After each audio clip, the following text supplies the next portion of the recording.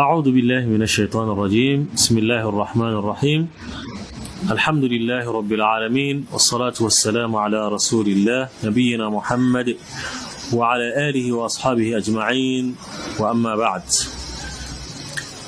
Oluvannyuma lw'okutendereza Allah subhanahu wa ta'ala, nsaba ebyengera n'emirembe bidde ku ekitiibwa Muhammad sallallahu alaihi wa alihi wasallam. Mbakubiriza nga nange neekubiriza okubanga tutya Allah subhanahu wa ta'ala. Kuno kulinga kujjukiza Allah subhanahu wa ta'ala engeri gy'ayagalamu umma eno, annahu yujaddidu almawasim alkhairiyya, abeera azza obujja sizoni z'okumusinza Allah subhanahu wa ta'ala ekitaali mu umma ezaasooka, era ekiraga nti nno Allah ayagala nnyo umma eno. Muzimu ku sizoni ennungi omuntu z'alina okubanga yettanira, kubanga asinzizaamu ennyo Allah tabaraka wa ta'ala n'okukola emirimu emirungi gy'ayagala z'ennaku 10 ezisooka mu mwezi gwa Dhul-Hijja ze twolekedde. Obukulu bwazo Allah subhanahu wa ta'ala yazirayira n'agamba subhanahu wa ta'ala, bismillahi rrahmani rrahim, wal fajr wa layalin 'ashr wa layalin 'ashr. Agamba Allah subhanahu wa ta'ala ndayira amaca n'endayira n'ennaku 10 ezisooka mu mwezi gwa Dhul-Hijja, nga bamufassirun bwe batutegeeza nga Ibn Abbas n'abalala bamufaanagana. N'olwekyo ennaku ezo Allah talayira kintu kitono, we yatuukira okuzirayira kiraga nti nno ennaku ezo nkulu nnyo mu maaso ge. Neffe ng'abakkiriza engeri gye twatondebwa okuba ntusinza Allah tabaraka wa ta'ala, buli kaccansi konna akajja nga kakusinza Allah subhanahu wa ta'ala tukettanira nnyo, tukayaayaanira, tetukaleka wabula tukakola nga Allah subhanahu wa ta'ala bw'ayagala,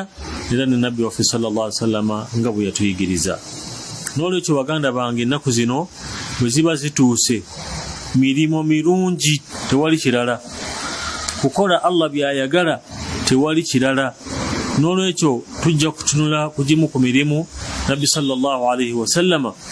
gye yatukubiriza okubanga tukola mu nnaku zino 10 ezisooka mu mwezi gwa Dhul-Hijja, oba oli awo ne tubeera mu bantu abakwesiima. روى الإمام البخاري أن النبي صلى الله عليه وسلم قال: ما من أيام العمل الصالح فيهن أحب إلى الله من هذه الأيام، يعني أيام العشر. قالوا: يا رسول الله ولا الجهاد في سبيل الله؟ قال: ولا الجهاد في سبيل الله إلا رجل خرج بنفسه وماله ثم لم يرجع من ذلك بشيء. وروى الإمام أحمد أن النبي صلى الله عليه وسلم قال: ما من أيام أعظم ولا أحب إلى الله العمل فيهن من هذه الأيام، فأكثروا فيهن من التهليل والتكبير والتحميد.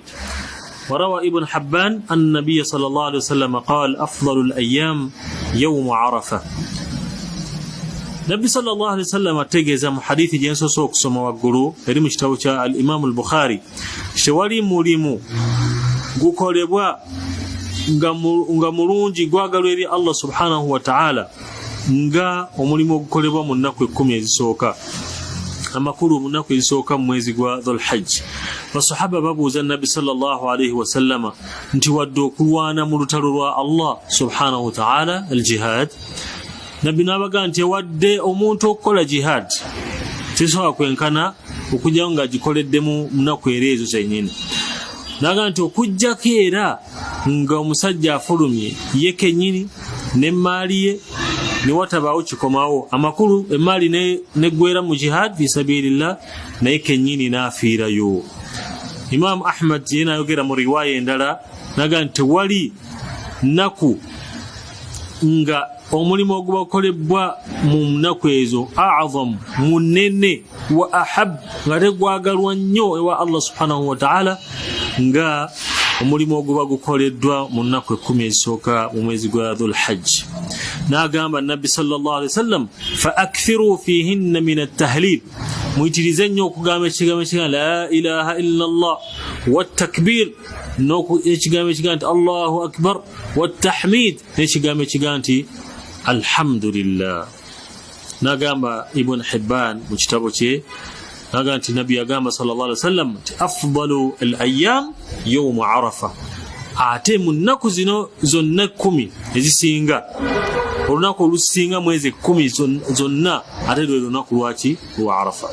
amakulu nti ennaku ezo zonna nnungi ate olwa arafa ne lusukkuluma ku ndala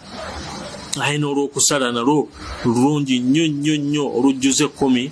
mu mwezi guno ogwa dhulhajji gwe tunaatera okubeera nga tutandika olwekyo baganda bange wamu ne bannyinaze mbakubiriza era neekubiriza tetugayaala kubanga tukola emirimu emirungi Allah subhanahu wa ta'ala gyatugamba mulimu emirimu albadaniya mulimu emirimu alqalbiya emirimu egy'olulimi egy'omumutima n'egyo physical nga tulina ogikola gyonna tugigatte mu nnaku zino tusobole okubeera nga tuganyulwa mu nnaku zino 10 ezisooka mu mwezi gwa dhulhajji kamawule kujimu ku mirimu gyetulina okubanga tukola nabbi sallallahu alaihi wasallam gye yatugamba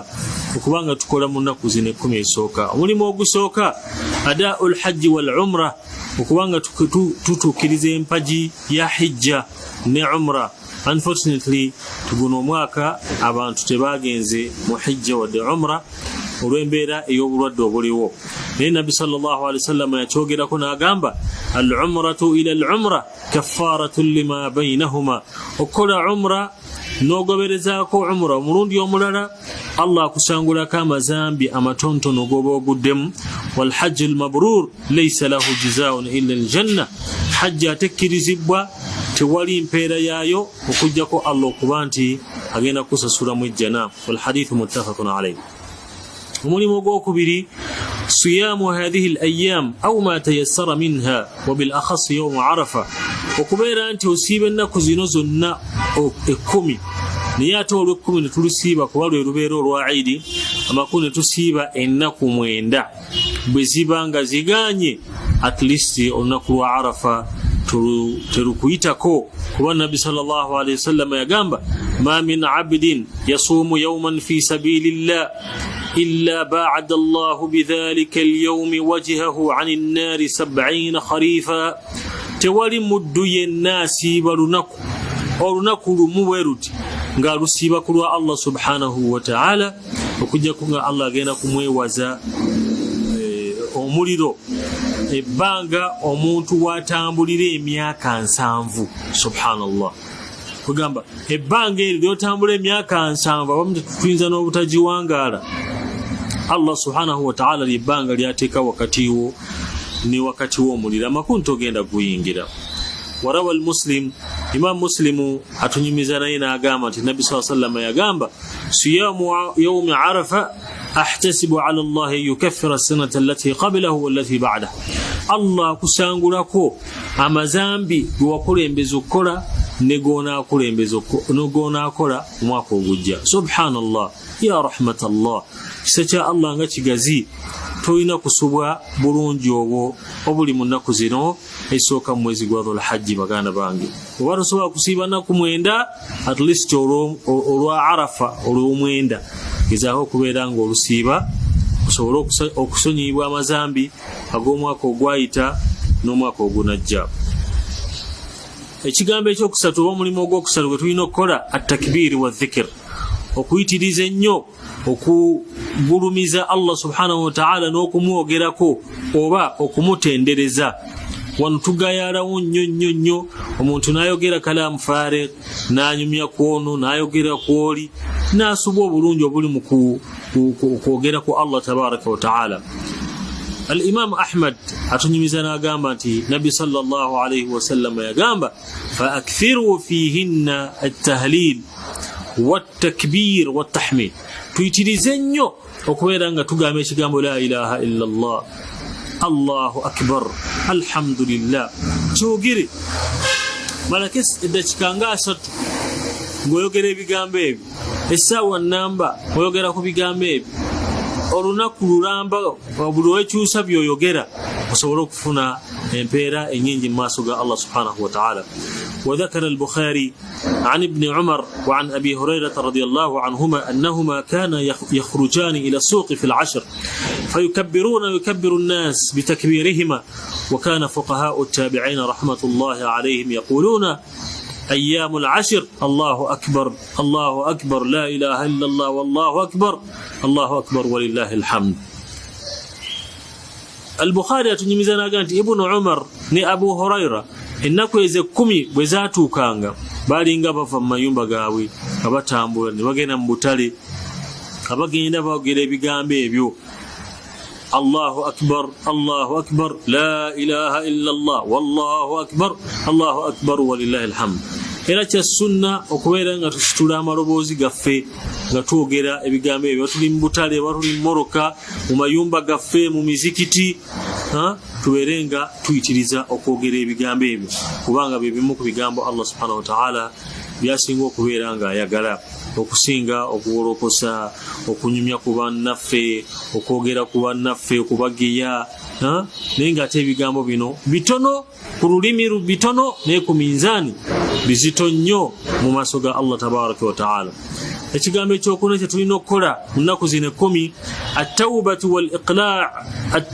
wal-iqlaa'u 'anil ma'asi wa jami'i adh-dhunub, okubeera nga twenenya mu maaso ga Allah tabaraka wa ta'ala n'okuva ku mazambi ge tumanyi ge tugwamu amatono n'amanene.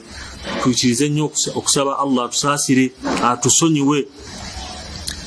Tuyitirize ekigambo kya astaghfirullah wa atubu ilayhi,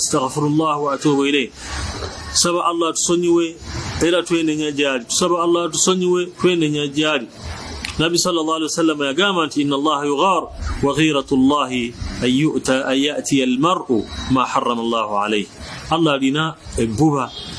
lya Allah lyatulinira kwe kubeera nti omuntu akola ekyo Allah kye yamugaana okukola. Nolwekyo oba okikoze fasari' ila at-tawba, yanguwa nnyo okubeera nga weenenya mu maaso ga Allah tabaraka wa ta'ala naddala mu nnaku zino, kubanga tawba nayo ibaada, okwenenya nayo ibaada, era gwe gubalwanga omulimu omulungi gw'oba okoze mu mirimu emirungi Allah gy'asinga okwagala. Era Allah mweteefuteefu okubeera nga akusonyiwa era okukusaasira. Wa inni laghaffarun liman taaba wa amana wa amila salihan thumma ihtada. Allah musonyi yeetekako okusonyiwa, yeetekako okusaasira buli yenna aba yeenenyezza n'akola emirimu emirungi egyo Allah subhanahu wa ta'ala gy'ayagala. Kigambo ekyokutaano, mulimu ogwokutaano gwe tulina okukola kathratul a'mali as-saliha, okuyitiriza okukola emirimu emirungi egy'enjawulo min nawafil al-ibadat, nga sunna ez'okusinza Allah tabaraka wa ta'ala, sunna ya swala qabliya ba'diya, as-sadaqa okusaddaka, wal-jihad okulafuubana mu kkoolo lya Allah subhanahu wa ta'ala, okulwana mu kkoolo lya Allah kutali kwa bitala olidi nako jihad nowefaako, you strive okukola emirimu emirungi Allah gy'ayagala. Hadha yusema jihad. Okutukuza omutima gwo ogujjemu okulimba, ogujjemu okugeya, ogujjemu obubbi, ogujjemu obwenzi, kullu dhalika jihad. Wal qira'a, okwemanyiiza okusoma Qur'an, okusoma ennyo Qur'ani baganda bange mulimu empeera ezitagambika, buli nnyukuta emu gy'osoma erimu ebirungi 10. Wal amru bil ma'ruf wan nahyi 'anil munkar, okulagira abantu okukola emirimu emirungi n'okubaziyiza okukola ebikyamu, wa nahwi dhalik, n'ebirala ebifaanaganako bwe bityo. Ensonga ey'omukaaga, yushra'u fi hadhihi al-ayyam at-takbir al-mutlaq fi jami' al-awqat min laylin aw nahar, okuba nti tuyitiriza okuleeta takbiira tukyogeddeko waggulu, okute takbiira ente ezitaliiko bukwakkulizo bwa ssaawa, nti ojja kugireeta nga ze tuleeta ku lunaku lwa Eid, ojja kugireeta oluvannyuma lw'esswala, wabula oli mu katale otambula okola mirimu gyo n'obanga otendereza Allah subhanahu wa ta'ala. Ate ekyo nno Allah subhanahu wa ta'ala akyagala nnyo. Omulimu ogw'omusanvu tugwetegekere baganda bange, gwe mulimu ogw'okusala dhuhiya, al-udhiya, okusala udhiya yawm an-nahr olunaku luno olw'ekkumi wa ayyamu at-tashriq n'ennaku endala ze bayita ennaku ez'okwanika ennyama ennaku esatu ezeeyongerako oluvannyuma lw'olunaku luno lwa Eid tubeere nga tusaliramu ebisolo wahiya sunnati abina Ibrahima alayhi salatu wassalam nkola ya kitaffe Ibrahima alayhi salatu wassalam hina fada Allahu waladahu bidhibhin azim mu kiseera Allah we yanunula mutabani we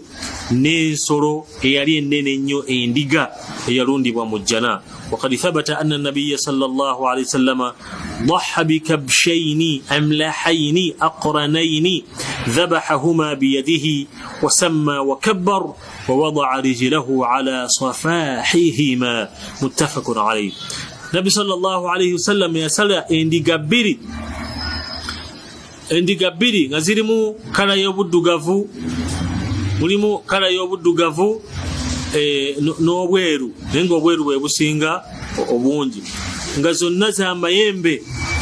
yazisala nabbi sallallahu alaihi wasallam n'omukono gwe wasamma wakabbar n'asoma bismillah n'aleeta takbir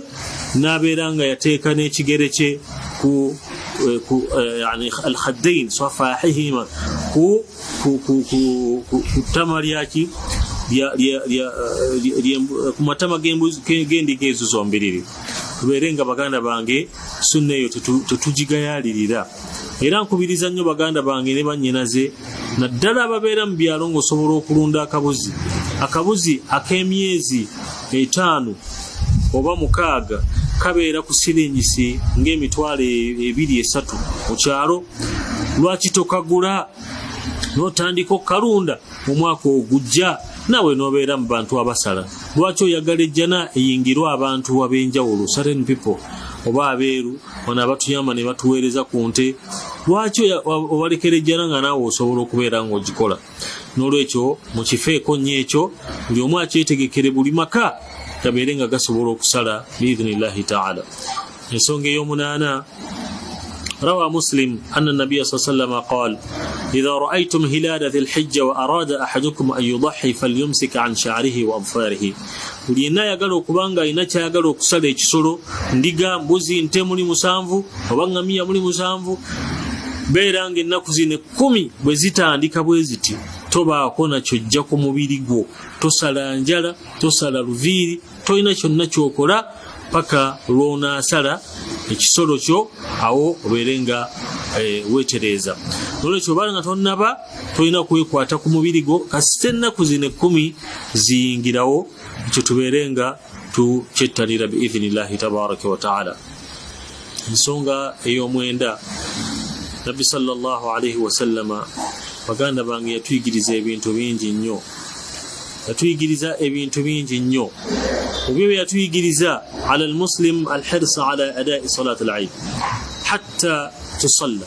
مفيو نيوكو أقل السنين والسنة مؤكدة يوكسار صلاة العيد